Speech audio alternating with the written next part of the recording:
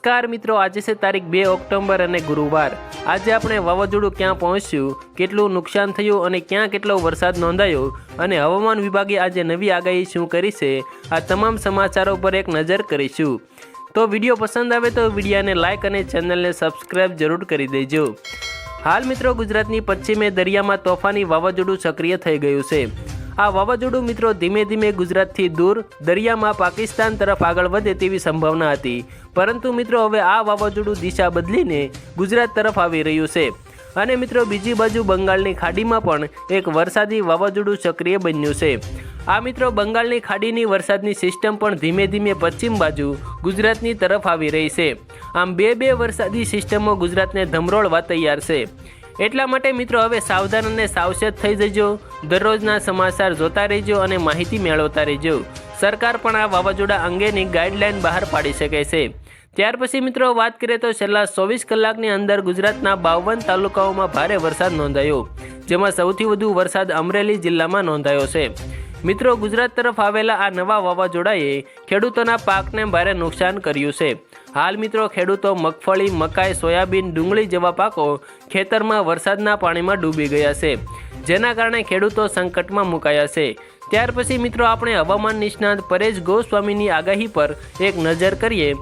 હાલમાં મિત્રો હવામાન નિષ્ણાત પરેશ ગોસ્વામીએ ગુજરાતમાં ચાલી રહેલા વરસાદના રાઉન્ડને લઈને મોટી આગાહી કરી છે। 28 સપ્ટેમ્બરથી શરૂ થયેલો આ વરસાદનો નવો રાઉન્ડ હજુ આગામી એક અઠવાડિયા સુધી એટલે કે 1 થી 10 ઓક્ટોબર સુધી ચાલુ રહેવાની સંભાવના છે। હાલમાં મિત્રો આ વરસાદી વાવાઝોડું ગુજરાત તરફ આગળ વધી રહ્યું છે। મિત્રો આ વાવાઝોડું સૌરાષ્ટ્ર અને કચ્છના દરિયાના ભાગોને ભારેથી અતિભારે વરસાદથી ધમરોળશે।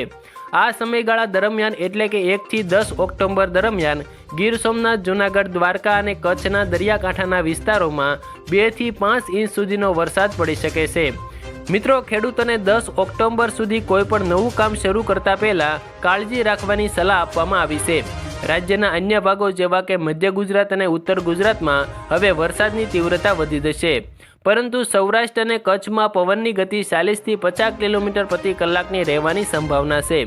મિત્રો હવામાન નિષ્ણાત પરેશ ગોસ્વામીના જણાવ્યા અનુસાર વરસાદની સિસ્ટમ હાલમાં સૌરાષ્ટ્ર ઉપરથી પસાર થઈને ધીમી ગતિએ પશ્ચિમ દિશામાં અરબ સાગર તરફ આગળ વધી રહી છે। જો કે આ સિસ્ટમની અસરને કારણે 2 અને 3 ઓક્ટોબર દરમિયાન સૌરાષ્ટ્ર અને કચ્છના અમુક વિસ્તારોમાં ભારેથી અતિભારે વરસાદની શક્યતાઓ રહેશે। મિત્રો વાત કરીએ તો આવનારા 2 દિવસમાં ગીર સોમનાથ, જૂનાગઢ, રાજકોટના અમુક ભાગો, પોરબંદર, દ્વારકા, જામનગર અને મોરબીના અમુક વિસ્તારો તેમજ કચ્છના તમામ દરિયાકાંઠાના તાલુકાઓમાં 2 થી 5 ઇંચ સુધીના ભારે વરસાદની સંભાવના છે। મિત્રો ખેડૂતોને સલાહ આપવામાં આવી છે કે જ્યાં સુધી 10 ઓક્ટોબર ન આવે ત્યાં સુધી હવામાન પર નજર રાખીને જ ખેતી સંબંધિત અન્ય કામો શરૂ કરવા। મિત્રો સૌરાષ્ટ્રના અન્ય જિલ્લાઓ જેમ કે ભાવનગર, બોટાદ અને અમરેલીમાં વરસાદ ચાલુ રહેશે, પરંતુ તેની તીવ્રતા હવે વધી જશે। મધ્ય ગુજરાતમાં આગામી 2 દિવસ સુધી અતિભારે વરસાદની શક્યતાઓ છે। ઉત્તર ગુજરાતના ભાગોમાં જેમ કે બનાસકાંઠા, પાટણ, મહેસાણામાં હવે વરસાદની તીવ્રતા વધી જશે અને 5 થી 6 ઇંચ સુધી વરસાદ થવાની સંભાવના છે। વરસાદની સાથે સાથે સૌરાષ્ટ્ર અને કચ્છના વિસ્તારોમાં પવનની ગતિ પણ વધારે રહેશે।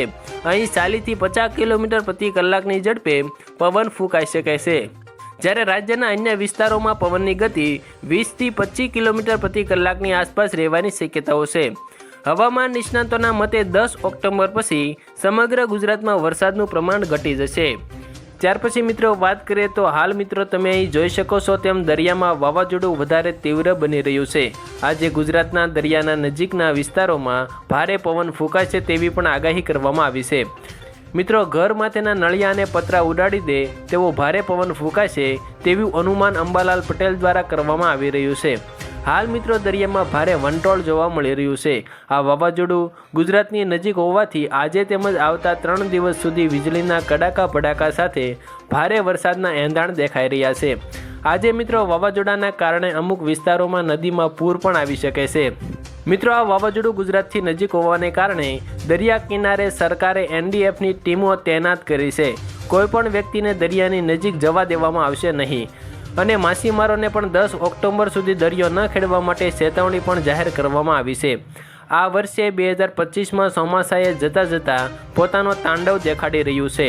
હાલમાં બે વરસાદી સિસ્ટમો એક્ટિવ જોવા મળી રહી છે, જે ભારે સંકટરૂપ સાબિત થઈ શકે છે। જો આ વાવાઝોડા ગુજરાતની નજીકથી પસાર થશે તો ગુજરાતમાં મોટો વિનાશ સર્જી શકે છે। ત્યાર પછી મિત્રો વાત કરીએ તો બંગાળની ખાડીમાં બનેલું આ વાવાઝોડું ગુજરાત તરફ આગળ વધી રહ્યું છે। હાલ મિત્રો બંગાળની ખાડીની વરસાદી સિસ્ટમ ઓડિશાના દરિયાકાંઠે તોફાન મચાવી રહ્યું છે। મિત્રો બંગાળની ખાડીની વરસાદી સિસ્ટમ અને કચ્છના અખાતમાં બનેલી વરસાદી સિસ્ટમ આ બંને વાવાઝોડાની અસર ગુજરાતમાં જોવા મળી શકે છે અને તેના કારણે આગામી 1 અઠવાડિયા સુધી ગુજરાતમાં વરસાદ ભૂકા બોલાવશે।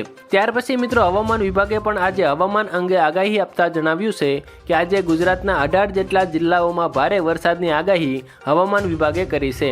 મિત્રો બંગાળની ખાડીની વરસાદી સિસ્ટમ વધારે મજબૂત અને ભારે વરસાદ વરસાવે અને મોટું તોફાન મચાવે તેવી આગાહી અંબાલાલ પટેલ દ્વારા પણ કરવામાં આવી છે। બંગાળની ખાડીની વરસાદી સિસ્ટમ આવતા 2 દિવસની અંદર ગુજરાતની બાજુમાંથી પસાર થઈ શકે છે। આજે મિત્રો સૌરાષ્ટ્રના દરિયા કિનારાના વિસ્તારોમાં તથા કચ્છ તેમજ ઉત્તર ગુજરાતના જિલ્લાઓમાં તોફાની વરસાદની આગાહી હવામાન વિભાગ દ્વારા કરવામાં આવી છે।